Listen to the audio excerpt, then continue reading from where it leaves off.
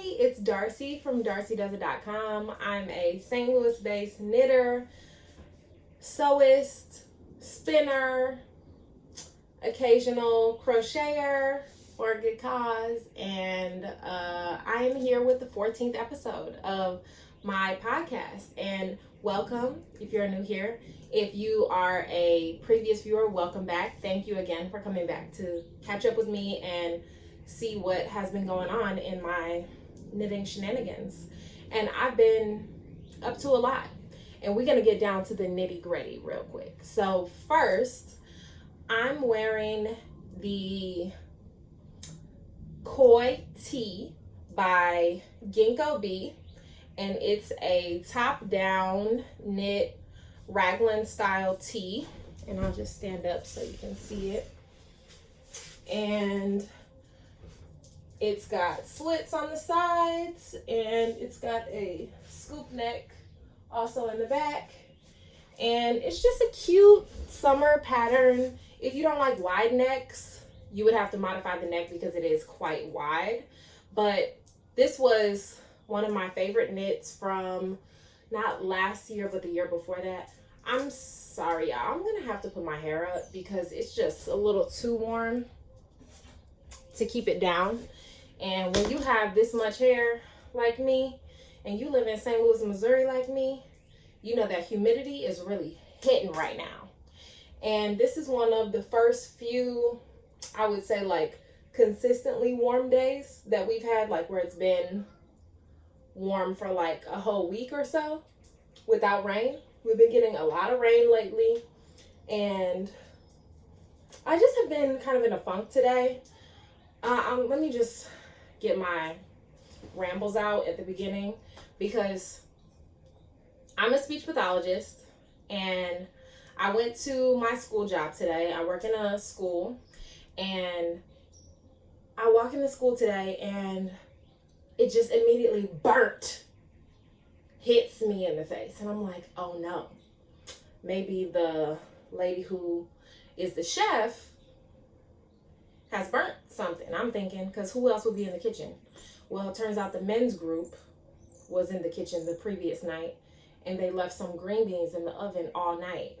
And my room is my office is right off the cafeteria. So it had been completely like engulfed in smoke, and I just am not sure how they could ever get that smell out. But I went and I tried my best to stay there, but I'm very sensitive to smells. If you heard me talk on previous podcasts about like scented products and that kind of thing, I'm really very sensitive to smells. So I did one session and I took the kid outside, and then when I was taking him back to his class, I was like, I can't do this all day. I was already nauseous, already had a headache, and it just kind of got me down, got me in a funk, and I just came home because I work PRN, so I have the flexibility to not go, but then that also means I don't get paid. So sometimes, and I'm realizing this in my old age, at the age of 31, I am wise enough to know that everything ain't worth the money. And for me to sit there being miserable, even as well as they pay me, it still is not worth it. So we gotta draw the line somewhere. So I thought to myself, I'll come home, I'll do my knitting podcast. That will really lift my spirits. And I did not do that. I came home and I sulked and I napped, and that helped me to feel better. Nothing like a nap to like kind of get me back into a neutral place. And then I had a good lunch, and now here I am with you. I rounded up all my stuff, and I almost got in my own way from filming this today because I was like, oh, the living room's so messy. I don't have that messy background. But my she shed was available, and here we are together. So let's get down to the nitty gritty. The other thing, that's another finished object I want to talk about in the beginning, is something I showed in the previous podcast, and it was the Flying Birds shawl, the Little Flying Birds shawl. And this is a pattern that hasn't come out yet. It's coming out on May 20th. Even when I just brought it on the camera, lifted my spirits, because this is such such a beautiful pattern. This is coming out May 26th. It is a pattern by Whitney Marie Anderson, and it's knit from this end all the way across to the middle. And if you can see the drape on it, let me scoot back a little more. I got a wall behind me, so I probably can't get too big. But the drape on this is incredible. I think this is such a cute little pattern. I'm planning to take this with me to Aruba tomorrow, and hopefully there will be a nice breeze. It's supposed to be very windy. I haven't ever been to Aruba, but I think a piece like this that's nice and lightweight, won't take up too much space in my luggage, could be perfect for those chilly nights. So this is knit in PassionKnits Delightful base, and I used 2 skeins of DK weight for this. The Delightful base is merino, yak, and silk, and it is just, you know, it's exactly what you think.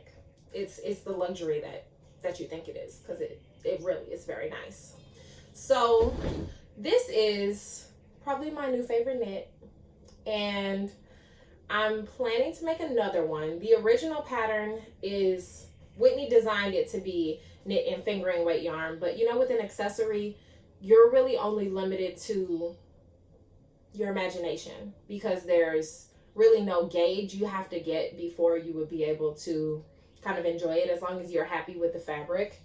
And this color is coming up exactly perfectly on camera how it looks in person. So this shape is created by using yarn overs and knit 2 togethers to shape it, and it literally looks like that bird drawing, like what people draw, because I still draw birds like that.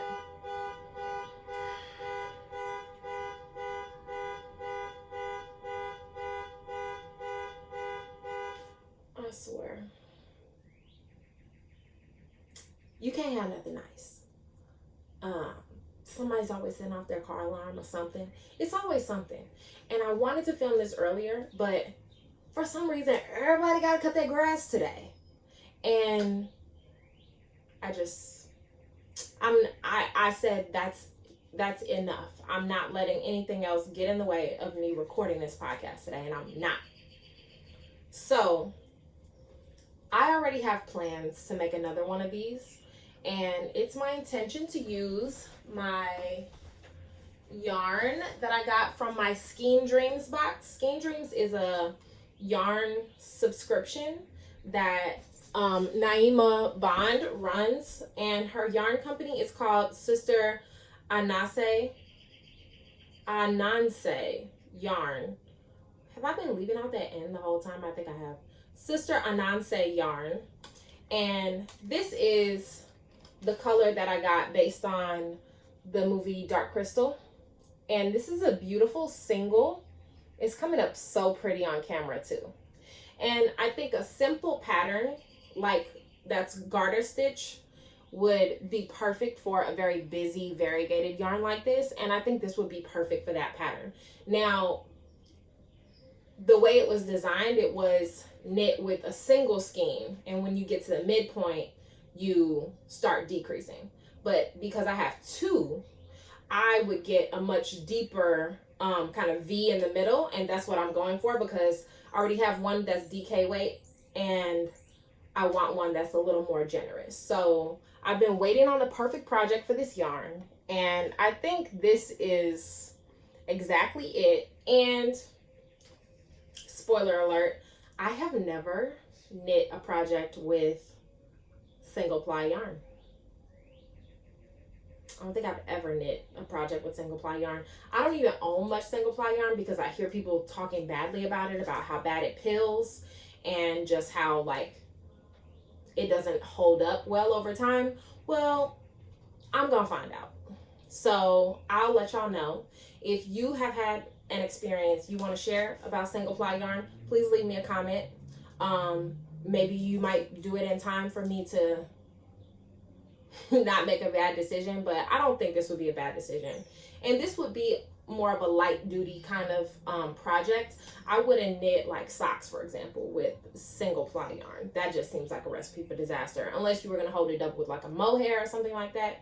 This is the other project I'm planning to take with me to Aruba, and I'm going to just skein up both of these with my improved Swift, and that is my next project I want to show you. That's transitioning us to the whip section of this podcast.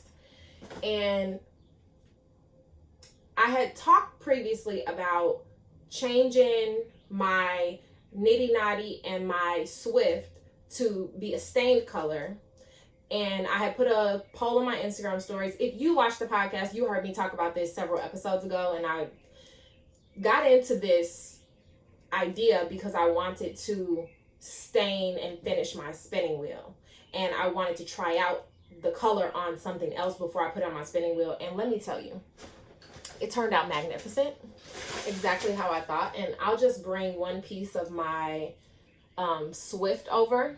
So this is a Stanwood Amish style Swift, and you can even see on camera the wood grain and how the color has stained on the wood. And this is a Swift that I've had for about, gotta be coming up on 10 years. It's been loyal, it's been true, and the only places where the stain didn't take as well is the ones where it gets used a lot. So the way that you would assemble this is like that, and then you would put the pegs all throughout. I did also stain the pegs. I recorded the entire process of staining this, and it's been about 7 days. So it's completely dry, and I'm going to post that video on YouTube so that if you're interested in my review of the product, you can see that. That will be probably in another week after this podcast comes out, because I need to edit it up and to also say what I'm going to say about using it. So when I skein this yarn up, that will be the first time I'm using it. So I guess the final review is kind of TBT, Throwback Thursday. No. To be determined, TBD. And I'll show you the Knitty Knotty, because this is the same brand as my spinning wheel, and this is the Ashford. And the product that I use is linked in the description, but it's also called RubioMonochrome Oil Plus 2C. And it's a 2-part product you have to mix together. And this seems like it's pretty dry. The only problem is if you've already glued something together, that glue will, and you did a messy job gluing it like I did, the glue is gonna not take the stain, as you can see right there. Otherwise, this is definitely a stain. It was starting to look more like a paint when I was putting it on, applying it, but you have to do a lot of wiping to make sure that you don't leave too much excess. And the video said you can leave too much, but you can't wipe too much off.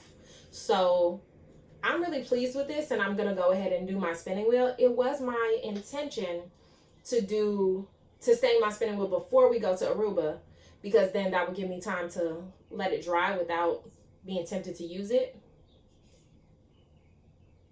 Well, life came at me fast, and I wasn't able to get the wheel disassembled in time to stain it.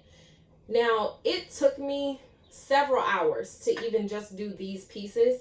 I also have the legs on the Swift and the pegs, so it wasn't that much I had to do, and the spinning wheel has a lot more surface area. So that I anticipate will probably take me 5 or 6 hours, and I'm gonna have to get Artie to disassemble it. I suppose I could do that myself, but I mean, yeah, I really would appreciate his help with that. So I also am a little bit at his mercy when he's able to find time to do that. So I will report back when I'm having more plans on the spinning wheel. But I purchased the 100 milliliters for this project. The final weight of the product of what I used for this was about 25% of the total of the net weight of the product. So the 100 milliliters would be plenty for a spinning wheel. A little bit goes a very long way with this product. I would say it was a good experience. It didn't have a strong smell, and that was like the number one for me, because I hate like those chemical smells. And there was some smell, but I did it outside, so it wasn't that bad. And afterwards, it's been, 7 days now. It doesn't have a smell at all, and nothing's transferring off on my hands. It seems to have been really sucked in by the wood. So I'll let you know how the spinning, I guess not spinning, the winding goes on the Swift with the new color. But I mean, I can't see how it could go badly unless some of the dye transfers, but I really did a very thorough job of wiping it off. Oh, the one other thing I want to say is before I do my spinning wheel, another reason why I didn't do it, all of that stuff is falling now. I need to invest in a wood cleaner, because I have stickers on my spinning wheel, and I had a sticker on this Swift, and you can see where the dye or the stain didn't really take well. That's where I had a sticker, and I didn't do any like prep or anything to like, take it off. So I learned my lesson, and I am going to replace that sticker on here, so you won't be able to see this part, but I don't want to have to do that. I want it to just look nice and be done correctly, professionally as much as possible, even though I'm definitely not a wood stainer professional. So it was a good experience.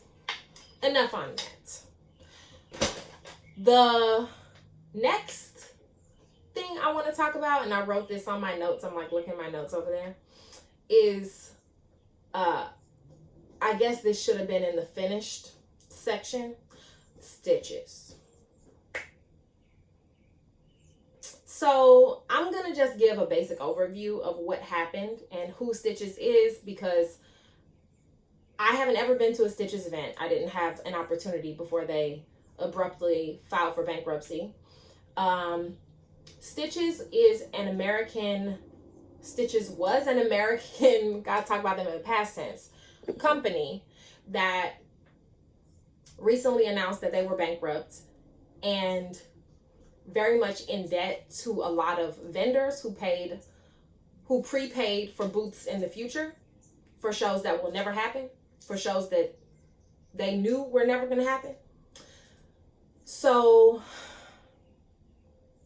it's caused a rift in the fiber community. I won't even say a rift, because the people who are responsible, the people who ran the company, have just kind of poofed and said, oh, our lawyer will contact you.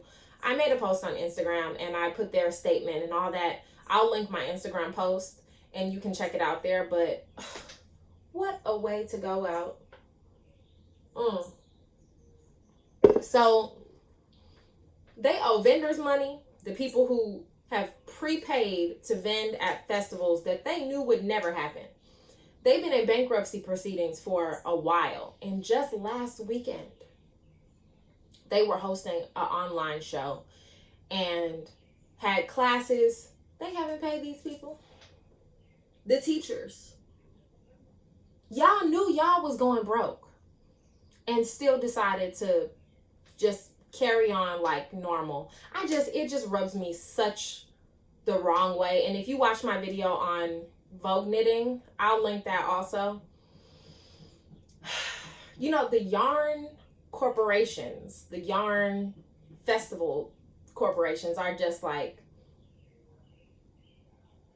giving corporation. It's, this is definitely a corporate way to handle it, and just a very scummy thing to do to people who are already working hard to make it. And if you don't know anyone who runs a hand-dyed yarn business or indie yarn business, let me tell you, it's hard work, like physically demanding, but also you're doing everything for the business. This is not people who are, usually rolling in money and just doing this for shits and giggles. It's people who, want to make money to support their family.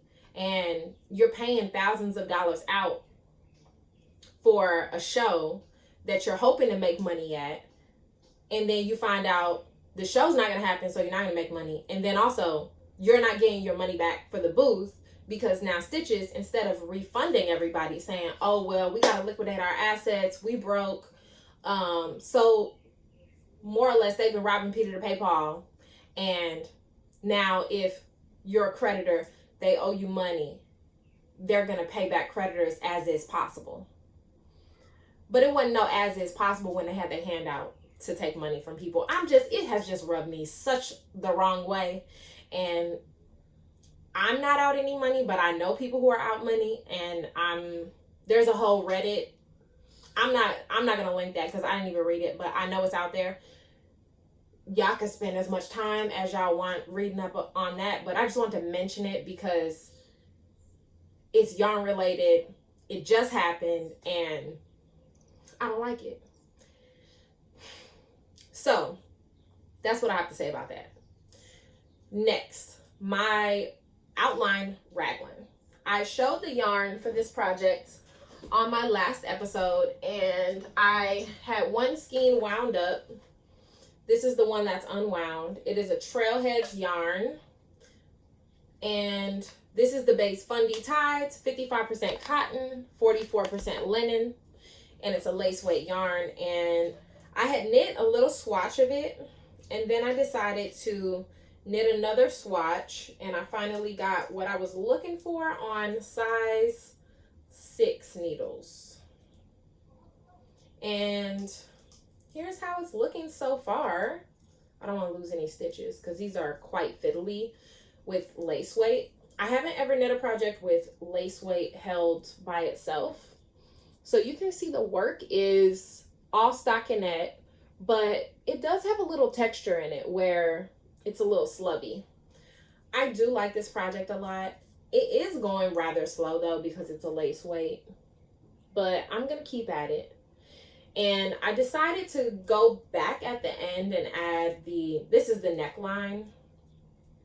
So it would hang like this. I'm going to go back at the end and add an applied I-cord to the neckline because it's just a little, I don't want to say unfinished, but it's a little, blowing in the wind. It doesn't have enough structure for me around the neckline. So I don't want to do ribbing because that seems a little formal for this type of garment, but this is something I'm hoping to be able to wear this summer. So I got to knit really fast, and I'm going to work on this in Aruba. And I think this would be a nice yarn to work with in a warm climate because it's already plant-based. So that's my hope, that it's really nice to knit with. Other things I want to say about this yarn: you need to make sure you're knitting loosely. I don't mean like, some people have just a tighter tension on their yarn, like it doesn't move on the needle, in the same way that mine moves. When you're knitting with a yarn that doesn't have any stretch, and this yarn doesn't have any stretch, like it doesn't give at all, you really have to create that with your circumference on the project, because if you have a needle that's too long, like it will just be completely uncomfortable on your hands to knit. And if your tension is too tight, like it just is tough to move along the stitches. I am always a metal girl. I love metal needles. I also do not like interchangeable needles. I prefer fixed circulars for every kind of project with metal tips.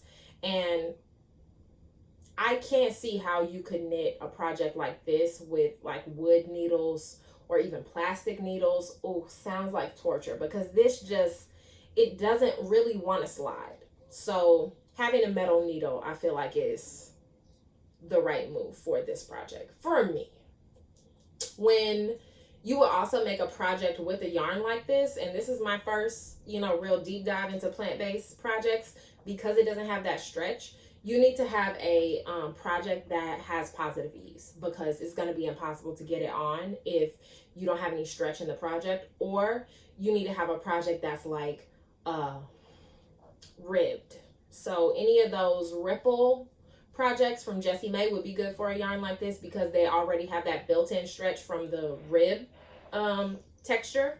But just be careful with this, and definitely make sure your project has positive ease, so that you don't end up being, you know, like kind of stuck in your project and it's just uncomfortable to knit, uncomfortable to wear.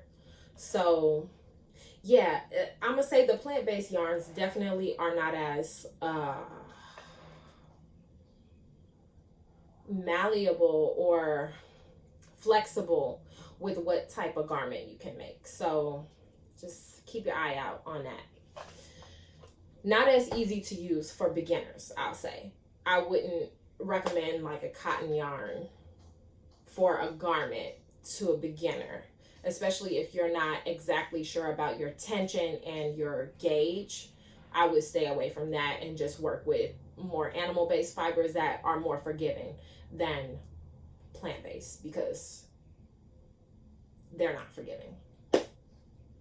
Okie dokie. So another thing I wanted to discuss is my trip to Yarncentick and to Maryland Sheep and Wool. And I discussed on my last podcast that I was getting ready to go. I was going to be booth bay for Ein, and I'm going to put in some footage of the festival so that you can see what it was like. And I do have copious notes about Yarncentick, so that anyone who's considering vending or anyone who's considering shopping there in future years, you can know what it's about. And I have some things to show you from what I bought. I did organize my notes into things about the venue we'll start with. So the venue, it was in Maryland, and the place that it was at was some kind of like community center.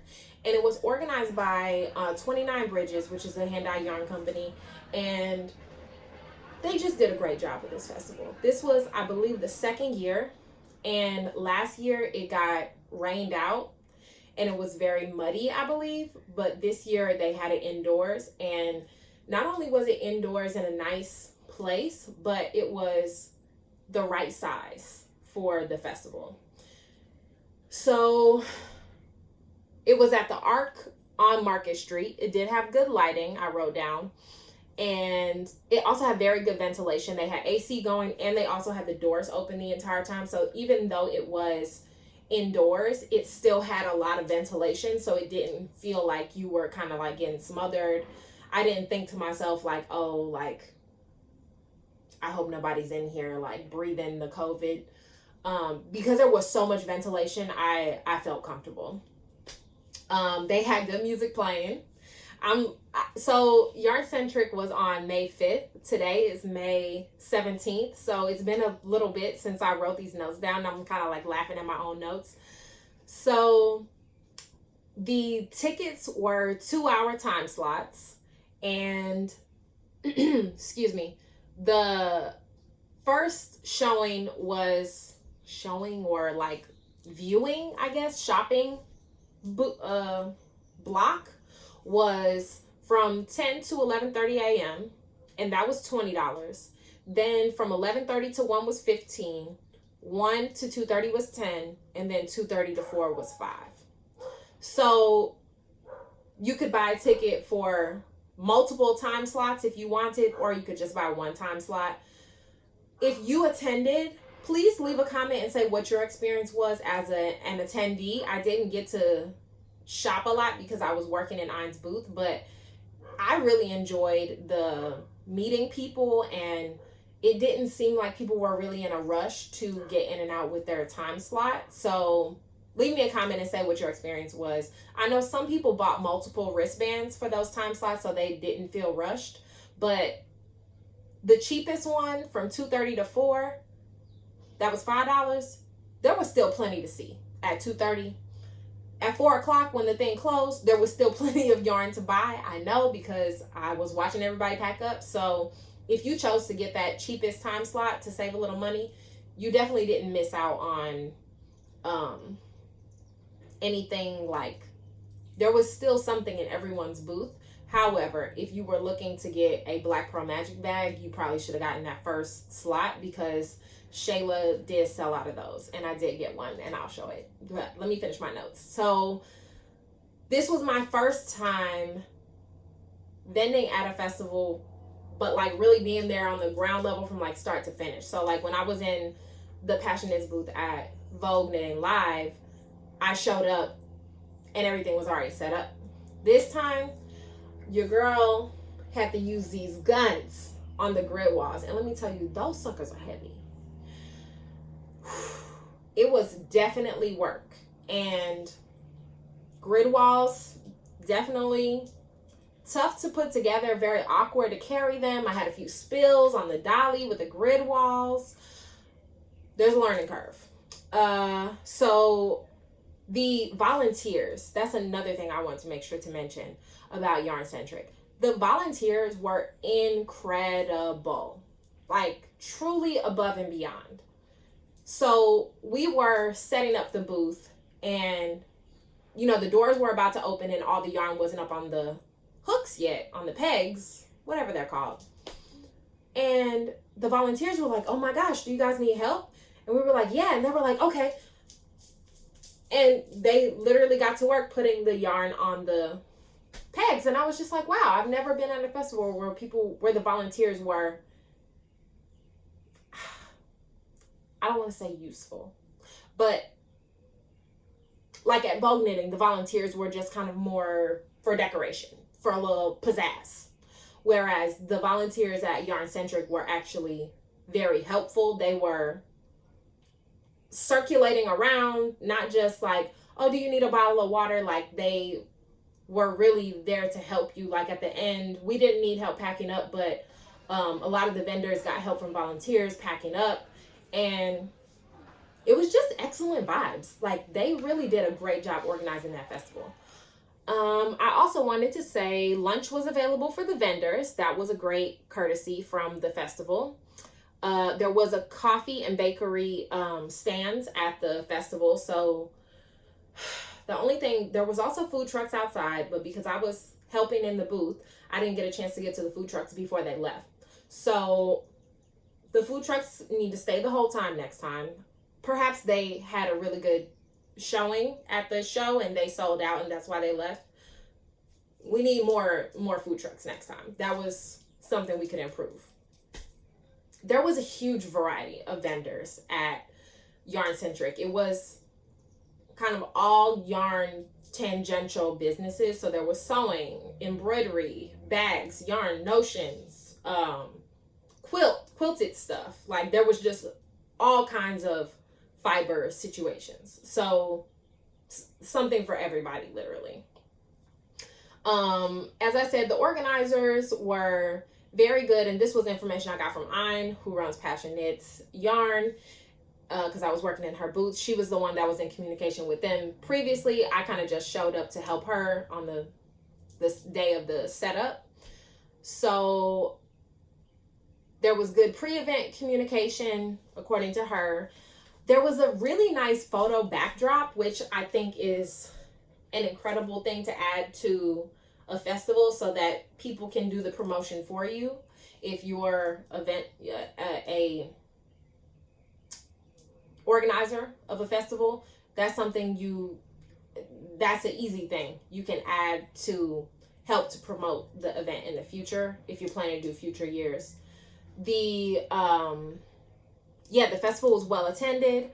I'm not sure how many tickets they sold, but I know it was more than the previous year, and that typically happens. Like, when you have a good show, people are like, oh, I liked it, I'm definitely gonna make sure to come next year, and people will bring a friend next year, or they'll tell other people, like I'm telling y'all, I went and it was great. So now maybe some of the people watching might decide to try Yarncentric out next year.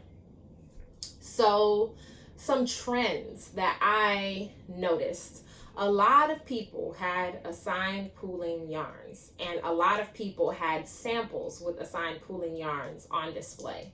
So a lot of people, when they came to the PassionKnits booth, they were looking for assigned pooling yarn, or they had seen that I was going to be there on some of my social medias, or they just are kind of catching on to the assigned pooling craze, and they were wanting to get some assigned pooling yarn at the festival. So that was a big thing. The other thing was big bags. So Black Pearl Magic, she has giant vinyl bags that are like tote style, and then she also has some canvas tote bags that are really big. But there were other people selling baskets, like woven baskets. Those were all very popular. So people were walking around with those as their thing they were putting their purchases in. So that was another trend that I saw. People like to have gigantic bags. So about the setup, there were 2 options to set up for vendors ahead of time, from 3 to 6 on Thursday. And then the show was actually on Friday. So you could set up Friday from 7 to 10. That was what we did, was set up 7 to 10. That unfortunately was not enough time, but that was the earliest that it was available. We could have set up from 6 to 10. Or perhaps the evening hours on Thursday could have gone a little bit later, and then we would have been able to set up Thursday night. But that was just one thing that could be improved, is more time to set up for vendors. Yeah. And then the vendor shopping was from 9 to 10 a.m.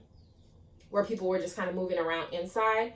But we were still setting up the booth, so we didn't really get a chance to look at other people's stuff during that time. So about the breakdown, it was smooth.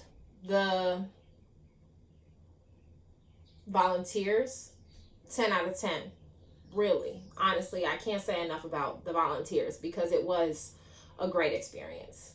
Now, let me tell you what I bought. I was able to sneak off from the booth for a few minutes and get myself a Black Pearl Magic iridescent glitter star bag, and I got the one with the yellow zipper. Shayla does such a great job making these, and I'll link her shop on this episode, but I see why people are crazy about these bags, because they really are very nice. They are quite pricey. I think this one was like $79, but if you consider how long a vinyl bag is going to last you versus a cloth bag, this is something that would be like a lot more easy to clean, and I feel like would resist kind of the spills of my life, because I'm a beverage girl and I'm also a little bit of a messy girl sometimes, but this would like wipe right off, whereas a lot of my other project bags have coffee spilled on them. Hold on. Let me see. I had spilled coffee on this bag, and you can kind of see the coffee stains still on here. I did run this through the washing machine and it didn't come out. So you can see the appeal of a bag like this, and it has such a nice zipper, smooth, great crafts personship, and a really cute little label on the inside that says Black Pearl Magic. I also got from Shayla some progress keepers, and these are little rulers, but they are in centimeters, so I need to learn centimeters.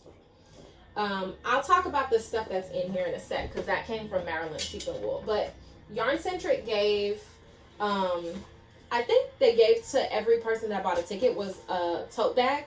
And this is a nice tote bag. It doesn't have any pockets, but it does feel like a good quality bag. So that was a nice freebie for people who paid a ticket. I'm making that up.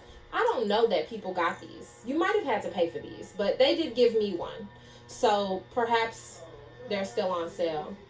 Hey, bae. Are you back from your run? Oh, yeah. So another thing somebody asked me while a lot of people asked me about Artie. Where's Artie? It was Artie's drill weekend. Hello. Oh. Give me a kiss. Got a little sweaty. I'm just, thank you. Hit the mail. How was your run? It was good. I need water. Okay, have some water, babe. Okay. So someone came into the booth and was like, where's Artie at? You know, we want to see Artie. I was like, yeah, I know. I want to see Artie too. He had to do his drill weekend for the Air Force because he's the Air Force reservist.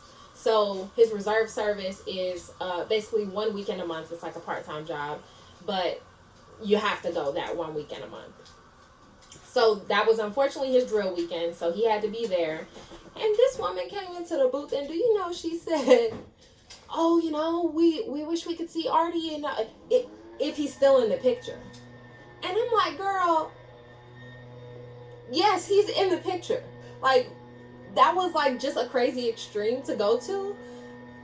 Like, if he's in the picture, and like, I know she was trying to be like understanding or give me an out if we had broke up, but girl, we ain't breaking up. We ain't never breaking up. Already moved to Patagonia to try out for the show alone. No, I'm just joking. No, if you went on alone, I would support you. Yeah, but I'd probably tap out way before I most think people. you would probably tap out pretty quick. I don't have those skills. Yeah. And now see somebody else in their backyard want to cut the grass today. Now I need to close this window. I can't even show y'all the yarn I bought. Okay, I'm gonna close this up. Here, I'll close this one then. Thank you, babe. All right. You might be able to hear it still. Just act like you can't if you I'll can. close the door. So the things I bought, I got that Black Pearl Magic bag. And then I also got some Cori worsted. And I've been wanting some of this for a while, but I just have a problem paying international shipping. So I got some from a shop that was in the festival. And this is in the color Winterfell. This is 250 yards for one. So I figure I could get a sweater out of 3 of them. And this is almost like a blue, black, teal. It's a very complex color and not something I would usually go for, but I'm trying to widen my palette, and I'm trying to also experiment with different breeds of sheep because merino's great, but there's more to life than merino. So this is 75% Falkland Corriedale and 25% Gotland wool. These were a little on the more expensive side. These were $37 each. That's a little high, but it did come from a long way. It is a La Bien-Aimée yarn, and I always wanted it. So you only live once, so buy the yarn you want. So I got those. Also got the rest of this stuff that's in here is from a business called Recycled Yarn. And I saw a girl walking around the festival with these earrings, and I just had to have these. And I met up with my girl, Felina Knits. Hi. We're together at the Recycled Yarn booth, and all of these yarns are sweaters that Misty has taken apart. And what a cool concept. So I find industrially knit, natural fiber, secondhand sweaters and manually unravel them back into yarn for knitters, weavers, crocheters, fiber artists of all kinds. Sell them in whole sweater bundles and individual skeins. I bought these earrings, so we're twinsies with those earrings. And from Recycled Yarn, I got this bundle of recycled yarn. It's exactly what it sounds like. So this is 4 skeins of recycled cotton, and on the band it tells you exactly what it was before. So like on this one, for example, 6-ply worsted Aran weight, 100% cotton. In my past life, I was the sleeve of an American Eagle sweater, and then it says 121 yards.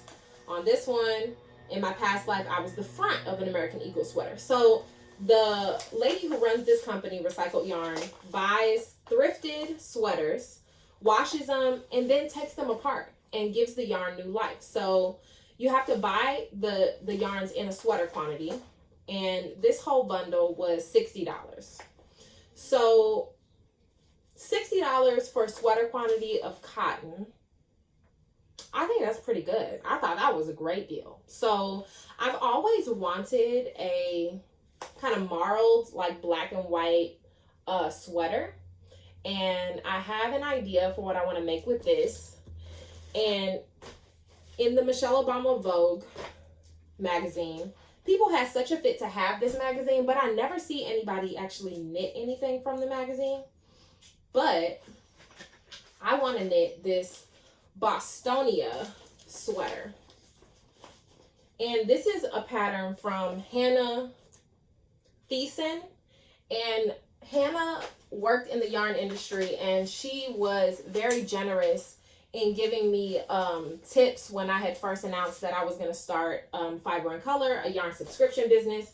And when I saw Hannah's pattern in here, I was like, I'm definitely going to make that, because Hannah was such a nice person with really no motives. Like, she didn't have any reason to want to help me other than to just be nice and help me. And she wasn't looking for anything in return.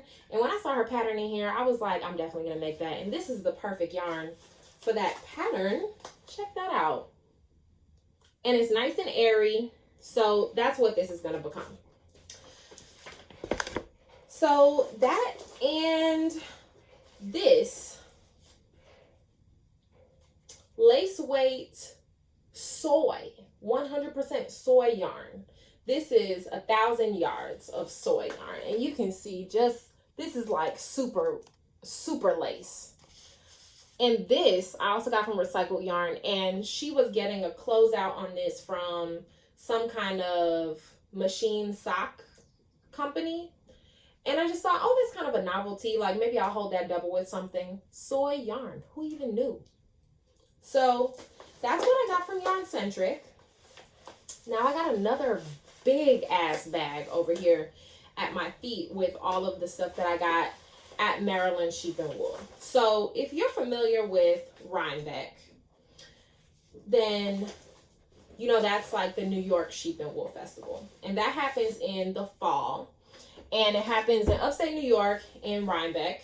And at Rhinebeck, they have several pop-ups on that Friday before the actual festival is Saturday and Sunday. Well, Maryland Sheep and Wool is the same. They have the show on Saturday and Sunday, but then there's a lot of pop-ups that happen that Friday before. So Yarncentick was one of those pop-ups. I don't know if there's any other pop-ups that happened at that time. I know that the yarn store Magpie is also in that area, and they had an event at their store. But their store is just kind of always there and always open, whereas Yarncentick was a pop-up. So, not to put Rhinebeck down, but I've been to Rhinebeck maybe 5 years, and this was my first time going to Maryland Sheep and Wool, and I can say confidently, I would pick Maryland Sheep and Wool over Rhinebeck any day. It was just, the vibe was different. You know, in New York, and I'm a recovering New Yorker, in New York, people get dressed up to take their trash out. Like, you just really don't see people who aren't, like, put together in New York. And Rhinebeck is very much that kind of feel. Like, I'm dressing to impress. I, you know, need to have some, like, crazy fancy thing to wear to, like, show people at the festival that I am a real knitter. I don't know. I might be projecting. That's what I've experienced and what I think is a accurate way to characterize the sentiments of Rhinebeck. Whereas Maryland was more laid back, less people, but still very well attended. I went on Sunday because I was recovering from Yarncentick on Saturday. And on Sunday, I met Felicia there, and I and her daughter also went with us. And it was just a good crew to be in the thick of it with. Like, you want people who have taste that's different than yours so that y'all are not all looking for the same thing. but you also want people who are going to enable you a little bit. And that was exactly what Felicia and I did for me. And I did have a budget to stick within, and I was able to stick to it until I did actually find a little bit more money. This is the yarn I showed before. I'm not like hiding yarn from y'all. But I'm going to show, oh, this was also from Yarncentric. How did this get in the Maryland bag? I don't know. Well, this is from Fiber Seed. And the girl who runs Fiber Seed, her name is Lindsay, and she was our booth neighbor at Yarncentric. And this was her show color. And it's coming up exactly how it looks on camera. It's a gorgeous, like tropical, it's called Tropical Vibes. Exactly. Perfect name for this color. So I had to get one of these too. I got to add that to my Yarncentric bag. So let me just start with showing the things that I bought at the festival. And then I'll show some of the yarns that I got from Ayn when I raided her yarn stash. And she also dyed up some one-of-a-kind colors for me. And I'll show you what those look like. So Cottontail Farm was one of the spots that we stopped at, and they were giving out these little baggies if you sign up for their mailing list. And I did sign up for their mailing list, and I just thought this was so cute and a great way to add to your mailing list. If you're seeing people in person, just add something to the experience, and something that's branded so that people can remember you. They got the right idea. So I just put all of my cards and things in here, stuff that I didn't want to misplace. But it's a nice lined bag with a little zipper for notions. I stopped at the Busy Peach shop, and I picked up these little peach charms because I thought these were so adorable. So it's a peach and some other fruits, but I love the clasp that you can open and that it stays open rather than the one like a necklace clasp. So these are from the Rare Pearl. And I mean, were you even there if you didn't get any notions? That's another thing you have to be careful of in the festival world, is like just shopping for only one thing. I feel like I want to get a little bit of everything when I go to a festival so that I can have some new markers for my new yarn, and so that I can just try out some new things, because there's tons of just little trinkets and stuff, and you don't want to kind of get tunnel vision and only shop for one thing. And that's my outlook. The other thing I want to make sure to mention, and I was teaching people this when I was working the PassionKnits booth, when you're looking at yarn, you can become overwhelmed, and especially if you're buying a sweater quantity. When you choose the color you want, then you have to take out every single one of those colors, like every single one of those skeins, and then look at them and choose the ones that are most similar, or the ones that you like the most for your project. You don't want to just grab the first 4 or the first 5. You want to make sure you look at all of them and make sure that they look similar enough for the project that you're going to make with them. Because in the hype of, you know, you high off the yarn fumes, you might just pick up something and you don't notice, oh, this one is really different than the others. And with a handmade product, no two are ever going to be exactly alike. So you do want to do that due diligence in the moment, slow down a little bit, and make sure you're getting enough for your project that looks similar. Or if you're buying one skein, like I did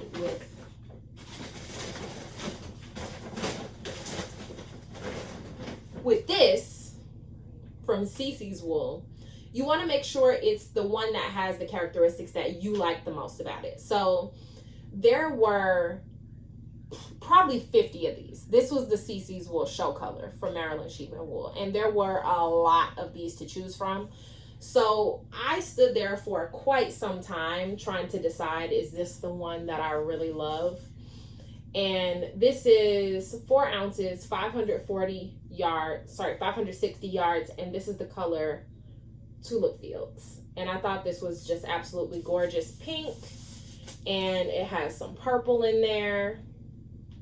That's another thing, you want to make sure to move the band around so that you can see the full range of colors throughout the twist when the yarn's in the skein.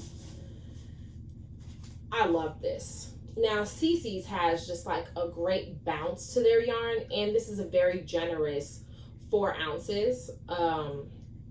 Typically, you'll only get about 440 yards or so. This is 560. So if you're looking for a little extra for bang for your buck, and I think that this was $24. Very reasonably priced CCs if you're in the market for some squishiness. It's also really soft and springy.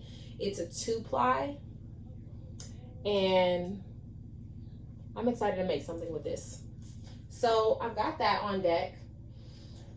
Another thing about the deals, I mean, at a festival like Maryland Sheep and Wool, there are a lot of smaller farms, smaller businesses, and they have a lower markup because they're not buying the yarn from a distributor and then dyeing it and then selling it. So you can get some really good prices. So this mohair, I mean, they're practically giving it away. Typically mohair comes in 100 gram hanks. Mohair typically comes in 50 grams. This is a 100 gram. And this was $35 for 100 grams of mohair. It would usually be double that price for 100 grams of mohair. So this color was just incredible. I don't even think it has it's called Violet 2308. And this is from Yarncentick.com. 72% superfine kid mohair brushed and 28% cultivated silk. 900 yards. So this is a sweater quantity for me. Very excited to make something with this. And $35, you can't beat that. I mean, they were practically giving this stuff away, as Felicia said on her podcast. They were giving it away. They were not giving it away. You definitely still had to pay for it, but there were a lot of very reasonably priced products there. So I also got some fiber. This is Icelandic Comb top, and this is undyed. And I'll just pull a little out so you can see. It's white, but then it has some gray kind of combed into there. It's very light in color, and for 4 ounces, this was $9. So if you're on a budget, I would say to try to save your coins up and attend a more sheepy festival if you're really looking to make your money stretch, because you can really get a lot of good prices on yarns, fibers, all kinds of stuff at these festivals. Another thing that I got was this cone of cotton yarn. This says it's 1 pound of cotton yarn, so that's 16 ounces, and this was $10.95. And this is almost like a dusty purple gray. It's very much towing the line between mauve and lavender gray. So not sure what I'm gonna make with this, but I don't have a lot of cotton in my stash. I'm trying to acquire more plant-based yarns so that I can give myself more opportunities to make with plant-based yarns if I feel like I have a good amount to choose from. And for $10.95, where are you getting 100% cotton yarn from? I don't know. At Maryland Sheep and Wool, that's the only place. There's probably more places, but in my life, that was a deal, and I wasn't gonna pass that by. Speaking of other deals, I got some other fiber. This is a CVM and Alpaca 50/50 BBB is the name. Maybe that stands for Better Business Bureau. I don't know what it stands for. This is from the company The Natural Twist. And it's really soft. I think it would make a very interesting spun yarn. And this was $19.75. That's another thing. If you're interested in hand spinning and you're wanting to make your money stretch a little farther, you can save money by spinning yarn. You're going to invest a lot of time in spinning, but you'll also be able to have a lot more savings from spinning because you don't spend as much on the fiber as you would on a spun yarn. So I also shopped at a few more booths, and I'm going to show you. Oh, that's from Einstash. This is from Urban Girl Yarns, and she was a kind of local to Maryland. She's in from Virginia, and this is a fingering weight yarn. This was a show color, and this is called Limoncello. And this was a yarn that was dyed for a pattern that was a sample that was displayed, and I think it took 3 skeins of this color to make that pattern. It was a nice pattern, but I wasn't so enamored by the pattern that I was like, I need to buy 3 skeins of this yarn. I typically like to pick up a show color from dyers that I like if they have a show color. So if you're a dyer and you're doing shows, do a show color, because people like me will be more likely to buy that color even if it's not like my favorite color. But just to get out of my comfort zone a little bit more and to have more options to choose from when I'm playing around with things in my stash. So this is almost a pale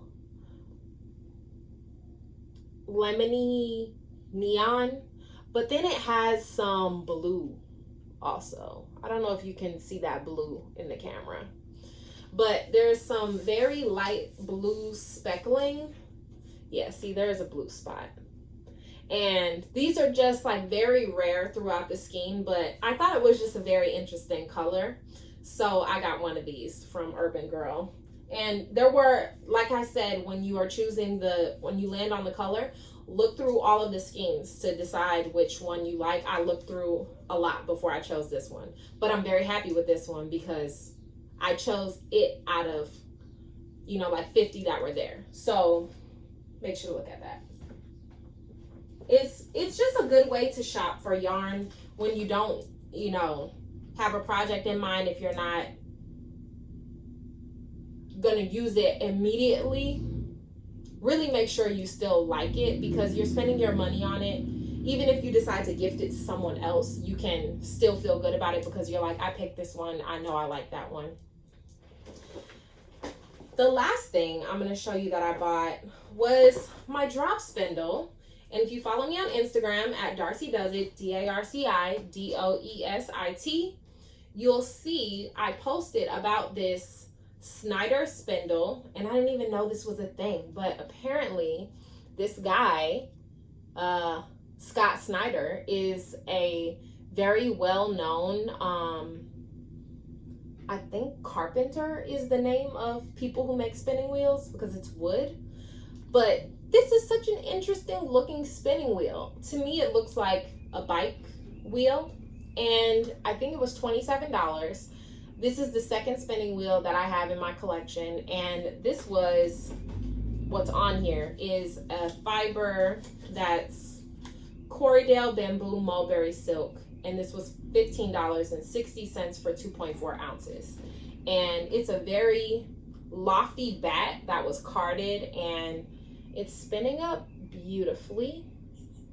And I'll probably in all reality ply this on my spinning wheel, but just to have a drop spindle with me and have a project that I could spin if I choose to, that's a comfort I like to afford myself. And now that I have 2 drop spindles, I do have one that I could take with me and one that I could keep for another project if I already have something on it.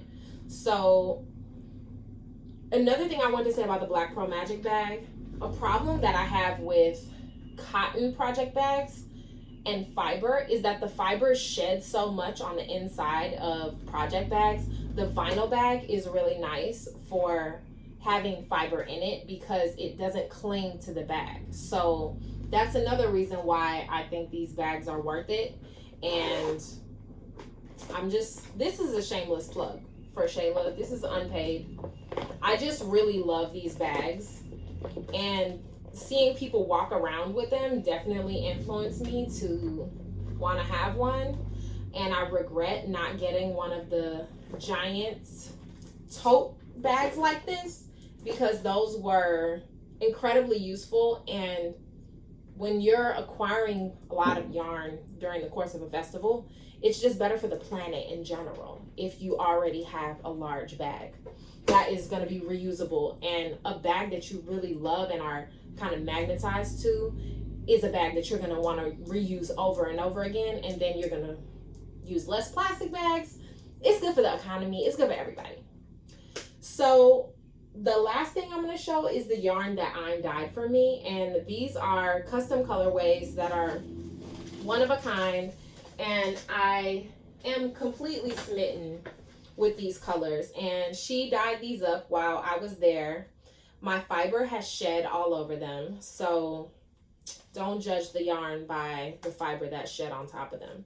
This is a color called Time Out, and this is a moody blue with some hints of green.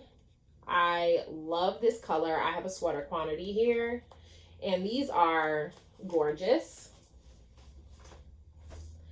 And she also dyed up some Surrey for me, and this is a sweater quantity of Surrey. I have 3 of them. This is a color called A House Divided, and this is a beautiful magenta. I've really been on a magenta kick lately. I notice a lot of my clothes that I've been wearing are kind of trending magenta, and I'm not mad at it. I really want to use this with this other color that is probably the perfect pairing for it. This is called Outfoxed, and this is another magenta. Couldn't you see those together? Me too. So I'm envisioning another ripple, big rib. So the last big rib that I made, it was actually what I was wearing in my last podcast video, and it's the sweater that I wore to the festival. I got a lot of compliments on that sweater at the festival. It was knit with Surrey, held double with a DK weight, but I would like to try one with Surrey held double with fingering weight, because the one that I made is very warm. And the saving grace about that one is that it is very cropped, but I want one that I could wear like to work, for example. So I would need something with more yardage, and I would have more yarn. I would have enough yarn with this to be able to make the longer one that I could wear like in a professional environment. So I think that's what these will be in the future: Outfoxed and A House Divided. There's one more color that she dyed for me, and this is called Soul Survivor. And this is a kind of jungle green with some brown. This is an Aran weight, and this is on Euphoria Aran. And I don't know what this will be, but it will probably be something this coming winter. And the one thing that I nabbed from the booth that I just couldn't let somebody buy at the festival was this beautiful sock blank that changes from orange to pink to purple. And I love this, and I'm dreaming up a pattern that uses a sock blank fade with some other yarn. It's still in the works, but it will come to me. I love this so much. I just had to use this. or I had to keep it for myself. So that is all the projects that's all the yarn that I got. Now, since I've been home, I've been doing a little shopping through my stash. And when I took out this magazine to look at the Bostonia pattern, just to make sure that I had enough yarn for it, I got caught up by another pattern in this magazine, and it's number 19, and it's the Oceanside sweater. It's very stripy, very busy, and it would be very good for mini skeins, in my opinion. It is knit with fingering weight yarn, and I went through my stash, and I have pulled some yarns that are going to be perfect for my version of this sweater. Now, this is knit flat, and I don't do that. So, because y'all know about the purling. Like, I can't be purling all the time. So, I'm going to modify this pattern to reduce the purling. And as I was looking through the number of colors that you need, if you look closely at this, you can see that these stripes here, the ones that look like white, gray, black, those are the main colors. So you need 3 main colors, and then you need sets of 3 kind of hues for the pattern. So keep this in your mind, and I'm going to show you the yarns that I've pulled. So for my 3 kind of shades, that will be my main colors, I have rounded up these 3. Now, this is a vintage PassionKnits tag, and this is called Crackling Skies. This is like a blue-gray, so that would be my darkest. Then I have this sock blank from Lola Bean Yarn Co., and this is a refried beans one of a color sock blank. It's a little kind of like neutral dusty blue that goes to like a lighter, more pale pink. And for my lightest color, I've got this color from Sister Anansi Yarn by Naima Bond, and I bought this color in Chicago from Miss Pearl. It's a black owned yarn shop in Chicago run by my buddy Kamaka, and this is called Double Dutch, and I believe this was a shop exclusive color. So these 3 will be the stripes that go throughout, and in the sample it was black, gray, white. So I feel like there's enough contrast between my 3 that it would create some striping, but not necessarily like as distinct as that. That was also very boring to me, black, gray, white. I'm not really like a, static kind of girl. Like, that is giving TV static. I don't want a sweater that looks like that. So I just chose things that would make me happy. And then for my hues, I've chosen mini skeins, and I do actually have the black, gray, white kind of 3 here. I've got a yellow trio here. I've got a peach trio here, green, purple, blue, and pink. So I have 3 of each one, and I just strung them together on this knitting needle so that they don't get messed up, so that the order doesn't get messed up. But I'm not looking forward to winding up all this yarn, and I haven't even been able to because I've been waiting for my Swift to dry. So this is coming, and if I could ever get all the yarn wound up, then we'll see how it goes. But this will be something I'll probably cast on after I get back from Aruba. But I just wanted to show these because I go through my stash often looking at things that I have that I want to use, and people love buying minis and buying advents and things like that, but then people don't know what to make with them. And this is a pattern that, the Oceanside pattern, this is a pattern that you could definitely use up your mini skeins with, especially if you're not tied down to using the exact same yarns. This is a Rowan pattern. All the yarns in this are from Rowan, and I'm not buying all this yarn from Rowan to use from this pattern when I know that most of the balls of yarn, these are 50-gram balls. You're not going to use 50 grams on this one repeat. Like if you see like the yellow's used once here, once here, once here, and then on the sleeves. That's not even enough to use 50 grams. So I figure if I have more stripes, I'll use less yarn. It's an experiment. And I'm also not so nitpicky that I have to have the exact stripes. I have to have the exact same thing. So if you're willing to go out of your comfort zone and just try things out, I also have a lot more minis that I could create more stripe patterns if I needed. But the full sizes, I know I would definitely have a sufficient amount of yarns. For the sock blank, I'm not going to knit from the blank because I don't believe in that. I don't believe in that because I'm a scientist, number one. I have a master's degree in science. It's communication disorders, but still science. And if you think about the surface area of a yarn that's been knit already, it's like this. So when I take that sock blank apart, the yarn is going to be like this. And then if I knit that yarn, that's not gonna completely reset the kink in that yarn when I re-knit it. And especially since I'm knitting it with other yarns that are not kinked like that, I think it would create some tension problems. So I'm going to wind that skein up on my Knitty Knotty. Then I'm going to tie it. I'm going to soak it. Then I'm going to pull it up, let it dry. And then I'm going to wind it into a ball. So that's what I'm going to do.